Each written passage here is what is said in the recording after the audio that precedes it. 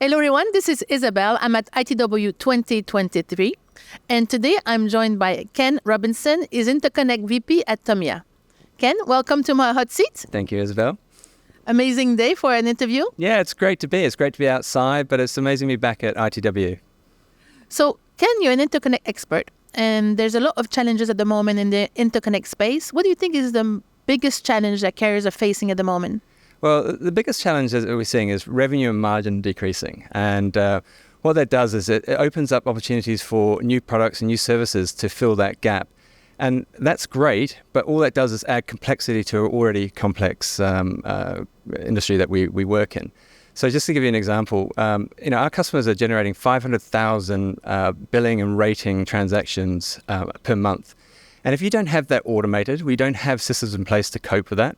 That just opens up to areas of billing issues or, 2/3 of routing problems are down to this interaction with the wrong rates or whatever it might be. So, that's a super bigger problem. And then on top of that, there's issues with fraud and there's cherry picking that goes on with that. But not just that, there's additional services that come with this complexity. And then you just have to be really well organized to cope with that. Okay. And on the other side of the coin, there's also some revenue opportunities, not, the gloom and doom in our industry. There's also some great things happening. What do you think is the revenue opportunity that carriers should focus on? Yeah, I think you're absolutely right. It's not all doom and gloom. And then there's some huge opportunities out there and things that have been out there for some time. So levy-based pricing has been out there for a number of years now, but the issue with that is it's complex. And so origin-based handling is something that we do at TOMIA, and that allows carriers to be able to price and route based on origin of the call. And on top of that, there's other products which have been out there for a number of years, like ITFS and non-geographical numbers, and we call that cloud numbers, and that's just like a massive boom industry. And that's, taken on board because of new technologies, like OTT players like Uber, Grab, Gojek, and needing this the number masking. And so those are two very big opportunities. But don't forget SMS. So A2P market is still growing. And the opportunity we see there is more for the mobile operators who are actually trying to get closer to the end customer. And that's sort of traditionally they've been giving away to the aggregators. So the mobile operators are getting much more aligned with that. But every single time that I look at this, and I think those three are pretty decent opportunities, there's new things that come into the market, like flash calling. So flash calling a couple of years ago, no one knew anything about it. And everybody's worried about that being friend or foe. It could impact SMS and the A2P market, but it could actually give opportunities to the likes of the voice market, because if we can find a way to understand the origination of that, so the drop call, then we can actually charge it. And if we can charge it, then it's a new opportunity. And new services the customers are trying to get closer to the enterprise market. And so new services like traffic corridors, which is sort of allows marketing opportunities for mobile operators to pinpoint geographical opportunities for voice, for destinations they want to push, or even RCS. You can differentiate between RCS and A2P. You can charge more for that. So a lot of the opportunities come with complexity.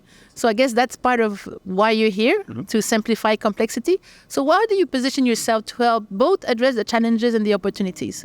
Well, we've been in a really complex market for many, many years. It's been based off of poor processes, really complex requirements. And at TOMIA, we don't feel that needs to get in the way. And we're all about trying to simplify the business transaction and to allow our customers to get out there and sell more. So to give you a good example, our flagship product, iXLink, is all about trying to reduce that complexity in the market.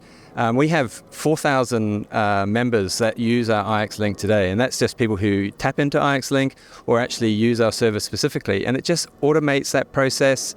It alleviates the requirement to do this stuff manually, and it allows new products like OBH and even SMS to do this in a much more managed way. We're also trying to tap into existing assets within our customer base, and that's things like I've touched on before: cloud numbers, A2P messaging, and we just allow the pathway for them to be able to do that themselves rather than having to give all their opportunities out to elsewhere. And finally, TOMIA, we're looking to invest in our products, and we're looking to work with our customers to find new revenue opportunities and to find ways that we can actually enhance them to be able to sell those to their customers. Okay. A lot of things happening. It was a great interview. I think there were some amazing numbers that you shared with us, which are a bit scary in some way. So thank you. It's your first hot seat experience. Was that too bad? Oh, it was brilliant. Thank you so much. I really enjoyed it. Thank you. Ken, thank you very much. Everyone, thank you for watching, and until my next hot shot.